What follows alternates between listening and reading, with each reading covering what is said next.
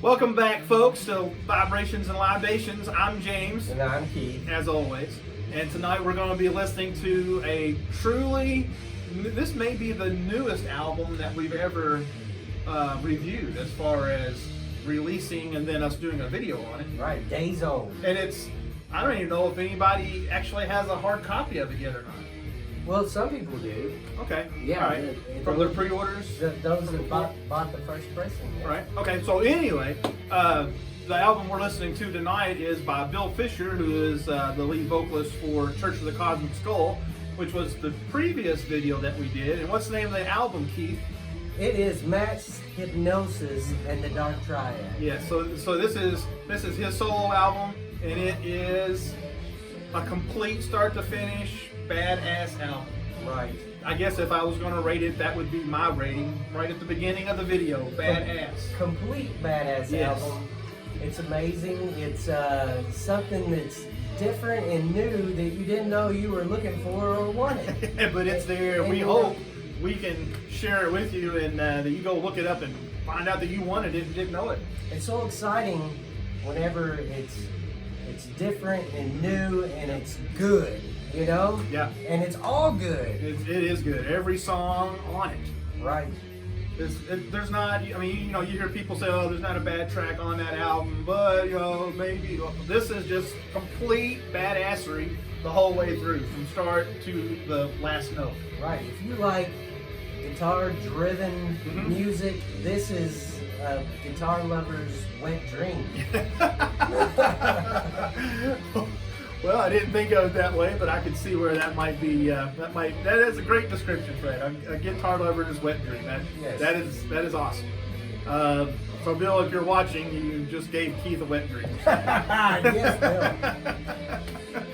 All right. So tonight, the beer that we're drinking is actually from a local brewery very close to where I live at here in Kentucky, and the brewery's name is Uncrafted Territory, and I'll put a Instagram. You guys can look them up on Facebook, all the normal internet hubbub stuff. Uncrafted Territory, and the beer itself is double blackberry sour. And Keith is already pouring it there, and you can tell that it is probably the fruitiest drink that we have ever tried on this show. These are on the Snooty Beer Facebook pages that I'm a member of. This is what's popular. This fruity looking colored beer. Usually it's thicker than that. It almost looks like a slushy. Yeah. When they're done drinking it, the glass does. Yeah. But I could have maybe froze it up a little bit, but so I need to pour this just like a regular beer, or what? so this is a sour, right? This is a sour, yes. And honestly, I don't really know. I always say that I'm not a fan of sours, but I've really only had one sour. Don't even remember the name of it. I do remember I was really drunk when I had it, and I didn't like it. So we'll see how this goes tonight. I do like the color, though. It's kind of, like you said, a slushy, or maybe even like a smoothie. And if you notice, the glassware, again, tonight, which was also on the previous video, is actually from Uncrafted Territory. So there's their logo. So if you look it up and you see that logo, check it out, because that's what you're looking for. We did a ghost or a gose. Don't say, yeah. Is a sour. We did the Goodwood. Okay, yeah, I remember that. It wasn't bad though. It wasn't bad at all. And this is doesn't taste like beer at all. No, I wouldn't say that it does either. I would say it kind of smells like wine a little bit. I think it kind of has more of a wine taste to it. Myself, maybe if anybody's watching this video and is, a connoisseur of sours, you can educate us a little bit. What are they supposed to taste like? Yeah, what are they supposed to taste like? Are they supposed to taste like beer? Are they supposed to not taste like beer? I don't know. We're gonna go back to the album. Do it. So the release was August 21st. That was Friday of 2020. Yeah. This is it was real cool because Bill Fisher, you sign up and join his email, the Illuminati, Yeah, that's awesome too. And he sent out emails like all week last week. So he had like part 1, part 2, part 3, part 4, and he kind of outlines the concept of the album, which is the Dark Triad, which is the Dark Triad describes a set of 3 personality traits which are considered by psychologists as malevolent, hostile, and antisocial. These traits are narcissism, Machiavellianism. Good job. That's a word you cannot pronounce unless you're drunk. And psychopath. And so the concept's based on that. These personality traits that are, in today's society are kind of pushed on us by social media is probably one of the biggest. The media, government, if you want to be successful, if you have these traits, more than likely you can be successful.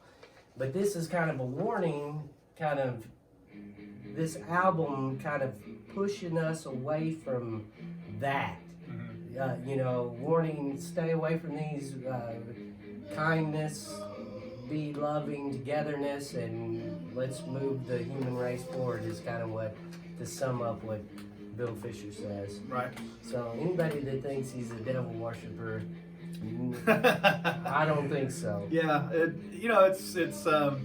in listening to Church of the Cosmic Skull, a lot of their stuff sounds real deep and real dark, but it's just the sound. If you're listening to what's actually being said in the music, I personally don't get that. Maybe it's there, but I don't get that. But there's a lot of symbolism in his stuff, in his art, and in his music, and you just kind of have to look at it, listen to it, and kind of decipher it for yourself. So he's a thoughtful dude. He is. He thinks about things. I believe that he started the Church of the Cosmic Skull because he believes that music tears down those walls between us. It doesn't matter who you are, what you do. He believes that in the moment of the music, you could be unified. And I know I sound like I'm speaking for him, but I believe that's what he believes. That's right. That's the way I interpret his art. Yeah, and that's one reason why I love music so much, because it can bring people together, and if I guess you could risk it sounding like an old hippie or something, but if you're open-minded and able to accept new ideas, especially with music, it's really surprising how it can change your personality, how it can change your view of the world, and how you treat other people. Right. So. Well, in the moment, at the very least, at the moment. When you're at a concert and you're listening to it, everybody's grooving. It doesn't matter what their political affiliation is or what the job is or anything like that. In the moment, if everybody's in tune with the music, they're in tune with each other and they're operating on the same wavelength. Yeah. Absolutely. And there's been not to get off on a tangent, but there's proof that the government powers to be, I don't mean to be conspiracy theorist here, but they have files on people, in the past, musicians especially. Right. And especially people, when they're influential. Yeah, when they're influential. So if somebody's got a message that they think that, is off the scales and doesn't need to be what's in society, I mean, it's been proven. John Lennon, I think they maybe even had a file on Jim Morrison, possibly. Maybe I read that somewhere, but well, they definitely did because of his penis. Yes, they did have a file for that. Yes, he showed his penis. But again, not to get off on a completely different subject here, but music can do those things. It can bring you together. So make you show your penis. Make you show your penis. And really get together that way. But, okay, so anyway, we should list the tracks. Let's do it. Do you want to list the tracks? There are 8 tracks. There's 8 tracks, and it goes by so fast. You're like, wait. Was I really having that much fun, or is the album short? Well, yes, both. Yes. You're going to have a fun-ass time listening to these 8 tracks. What are the names of them, Keith? All right. All Through the Night, Mirror of Tomorrow. Awesome song. Celador. Badass song and video. I think it's Celador. Celador, okay. I think it's like, if you were to say cellar door, but if you were from England, Cellar door? Cellar door. Okay. All right. We'll go with that. I went through the cellar door. All right. That's my horrible English accent. Number 4 is the Dark Triad. Psychopathy, Days of Old, Message from the Sky, and Mass Hypnosis.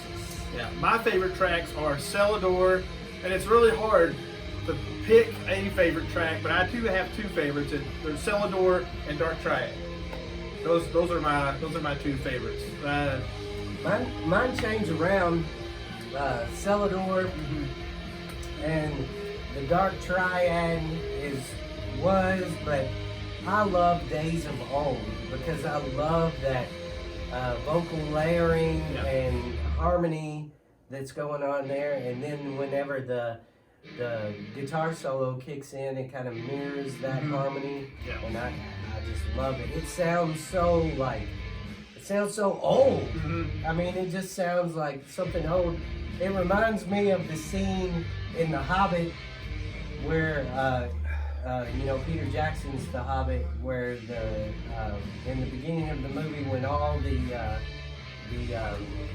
dwarves have that feast in Bilbo's house, and then they're all singing and harmonizing together. It reminds me of that. Yeah. Another thing I like about this album is it has a good a mood to it. It starts out real heavy, hardcore, kind of works its way through the wormhole, and then comes out the other end, to where it just, all the songs fit well together. Right. They're all put together in the right order, and the whole flow of the album is just great. Right. I can't, just like the Church of the Cosmic Skull, I just can't say enough good stuff about this album as well. So I hope that he's got more stuff coming out soon, and bring it. That's all I can say is just bring it. I did.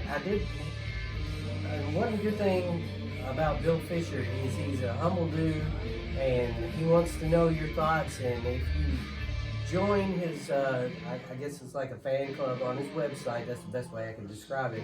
But if you join the Bill Illuminati, then he wants to know your feedback. And if you email him, he will email you back. He'll reply. And I asked him what's next, and he said that a new Church of the Cosmic Skull album was coming out soon, and of course more solo album. Awesome. Or more solo work. He didn't say album. Yeah. Maybe an EP or something. Who knows?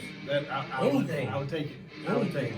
All right. I want him to do like a feature-length film along with like The Wall or Sturgill Simpson's animated thing. That would be titties. That would be awesome. Yeah, I agree.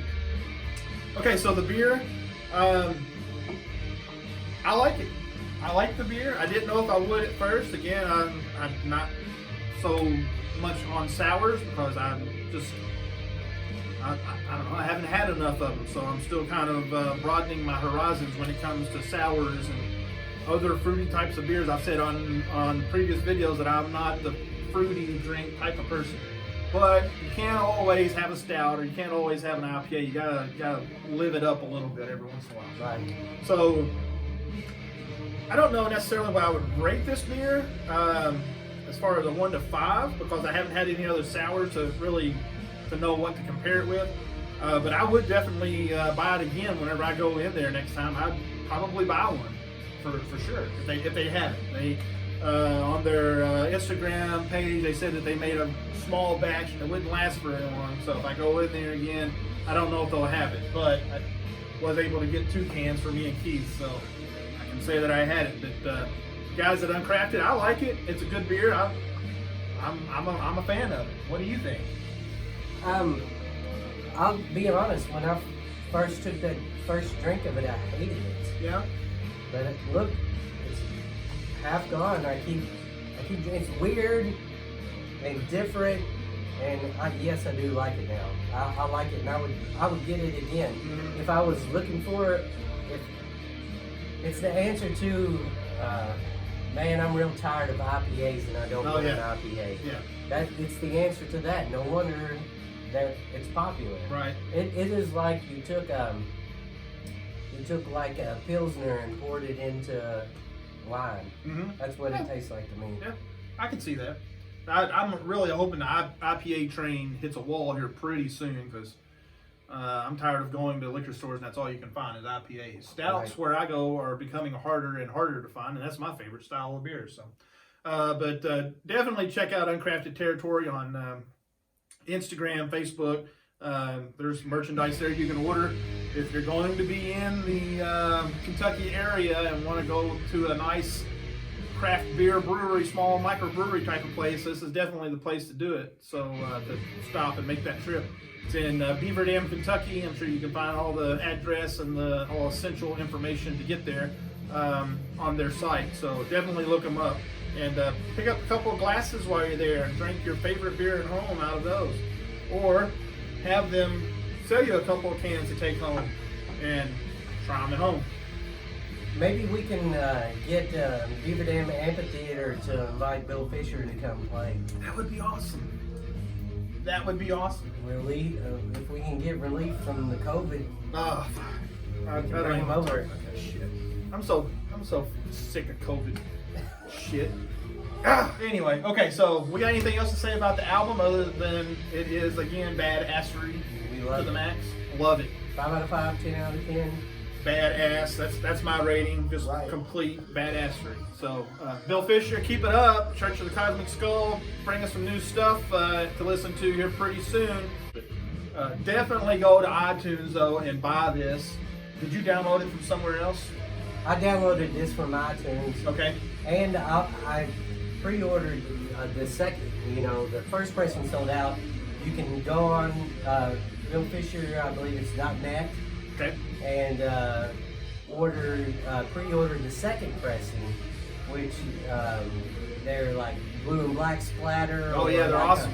Like a gold splatter. There's 2 different of each of those to choose from on there, but his marketing is just so awesome. The album cover is so simple yet so awesome, and then on the inside, he's got the theory of the dark triad kind of laid out and everything. Description of that, and he's got some awesome t-shirts on there too. Yeah. So go on there. I pre-ordered it. We don't have the album. We normally don't break format. We've done it one other time. One other time with Greta Van Fleet. That was it. But we talked the other night and we were like, let's not wait, because we got to wait till October for the new pressing. So we didn't want to wait. We thought we'd get it out there now. Right. So we want you guys to go to iTunes and download it, and then once you've got that and you're like, well, why do I need the record? You need the record. You need the hard copy of it. So iTunes now, warm up with it, get to know it. It'll make you love the record even more whenever it comes in the mail, and you can open it up and stick it on your turntable and say, oh, it sounds so much better than it did on iTunes. Right. So just do it. I believe it's available on Spotify as well. I haven't checked on Spotify, so maybe it is. So listen to it however you can right now. Don't wait till October. Don't go on and try and get it and it be sold out. Get it now somehow and listen to it. It's only $8 on iTunes. Yeah, it's only nothing. $8.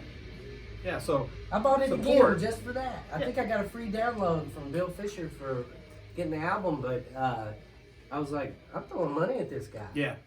Support those musicians out there because they need it right now because they're not working like they were. So support them in any way that you can. All right, I'm going to finish this off. You want to say bye to everybody while I do that? Bye, everybody, while he does that. See you guys next time.